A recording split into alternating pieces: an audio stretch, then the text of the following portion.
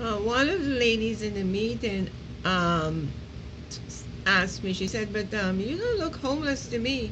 So I asked, I said, well, how does homeless people look? I said, there's a lot of people in Manhattan that you would know that they're homeless, but they're homeless. But anyway, they did write me at the same address that I showed on the magazines, and they told me, well, yes, I could get a room, but I said no. It was a beautiful room, but it was, it was junkies, secured gate and everything, 4 blocks off of Times Square on the west side. I said no. They write me and they said you could have it, but I never answered it. I applied out of the boroughs into Buffalo. Just right now, I'm right across the lake from in Buffalo from Canada. I had stone throw from Canada. So for me, that's better than having to go on there and live with a bunch of junkies, dope addicts that I didn't know. What I seen and the earthquake really woke me up. It is surprising. And those people who was in the room with me that day, um, as far as I heard, because I was busy to get out of there at that point, and here there's an earthquake. I didn't know how bad it was until I got back to my car.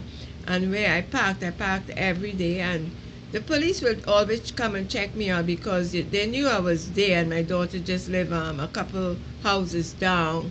So they knew that I would be parked there. So they'll look in on me every night. They'll come with the flashlight, make sure they know I didn't stay out late and stuff like that. That's when I knew how bad it was. But I know for sure it was awakening from God.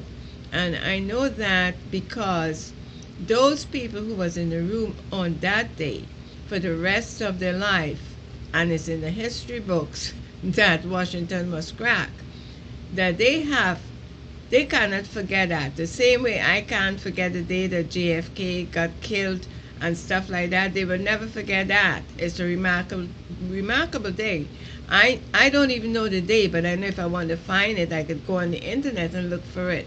So it was for me a message from God, and I know from then God is in my life, and He did not like what was going on because we was locked in that room, and the silly questions to get a room, to get a room, and the scrutiny and the things they were making me answer, it wasn't called for. So yes, and if I had gone there, they would have turned my life upside down. I know that for sure. For what I see was happening to that woman who was on drugs, who the police was trying to rescue that day.